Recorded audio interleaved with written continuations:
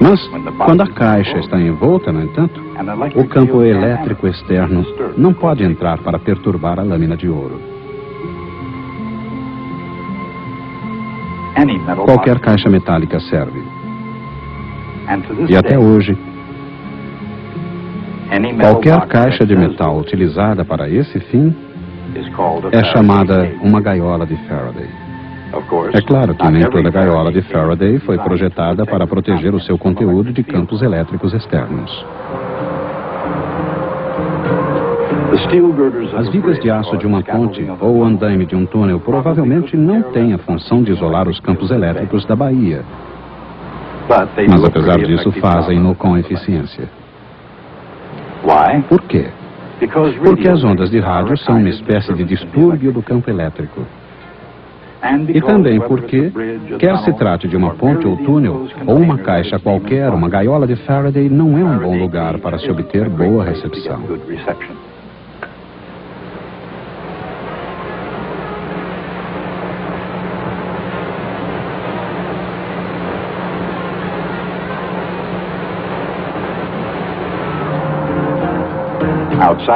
Uma vez fora, a recepção é boa novamente.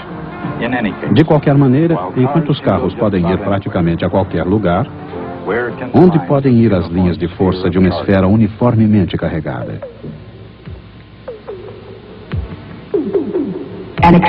Um objeto extenso eletricamente carregado pode consistir de muitas cargas pontiformes. Mas se sua distribuição for simétrica, o campo elétrico só tem um lugar para onde ir, e ele é para fora. De acordo com a lei de Gauss, o fluxo através de uma superfície fechada depende exclusivamente de carga total encampada. E se a região carregada é uma esfera, seu tamanho não importa. Assim, em outras palavras, o campo elétrico lá fora é o mesmo.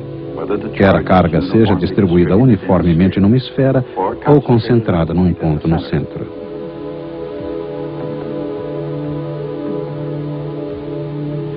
E segundo o mesmo raciocínio, porque ela depende exclusivamente da sua natureza de inverso de quadrado, a força gravitacional da Terra é a mesma, como se toda a sua massa estivesse concentrada no seu centro. Isaac Newton precisou a mais poderosa ferramenta da matemática para provar esse fato, o que talvez tenha contribuído para o atraso de 20 anos na publicação do Principia. Mas com o auxílio da imagem quase material de Michael Faraday, o raciocínio por trás dessa ideia pode ser percebido e totalmente compreendido sem qualquer necessidade da matemática. Não que a matemática não possa ser aplicada. No final das contas, a melhor expressão científica das ideias de Faraday, na verdade, o triunfo absoluto da teoria do campo eletromagnético, seria a expressão matemática obtida por James Clerk Maxwell. Faraday seria um admirador de Maxwell, e muito apropriadamente, a admiração seria mútua. Respondendo a uma carta de Faraday, Maxwell escreveu: "Você é a primeira pessoa na qual a ideia de corpos agindo à distância produziu um princípio realmente digno de crédito. Nada é mais claro que suas descrições. Você parece ver as linhas de força desviando-se de obstáculos e incidindo perpendicularmente nos condutores, e caminhando em determinadas direções em cristais, e levando com elas, para toda parte, a mesma quantidade de poder atrativo, o qual diminui quando as linhas se espalham ou aumenta quando elas se concentram. E pensando na gravidade, assim como na eletricidade, Maxwell concluiu: suas linhas de força podem tecer uma teia no céu e conduzir as estrelas em seus caminhos."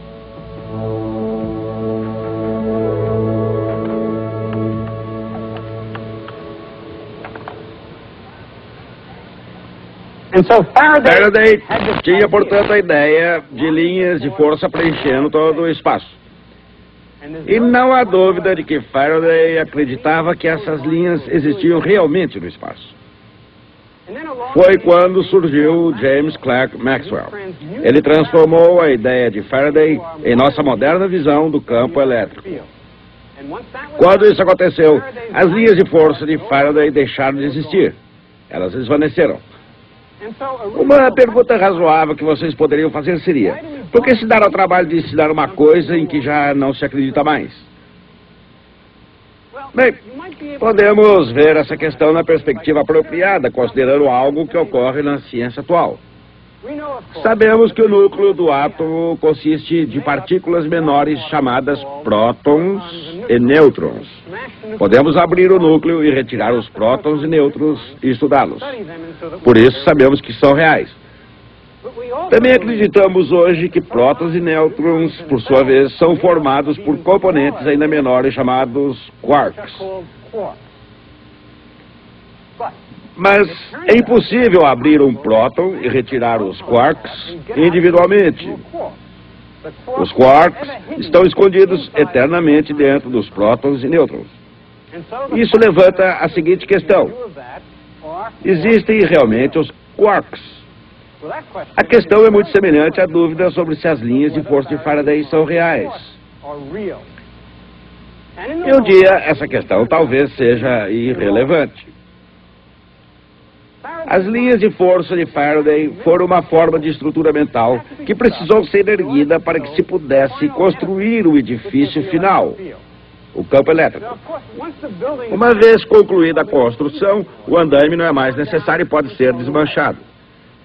Mas isso não o torna menos importante, pois o edifício não poderia ter sido construído sem esse andaime. Um dia, ao se olhar para trás, é possível que até mesmo a ideia de quarks, que os cientistas hoje acreditam serem reais, passe a ser considerada apenas uma espécie de andaime mental. De qualquer maneira, continuaremos estudando o edifício final da teoria elétrica no próximo programa.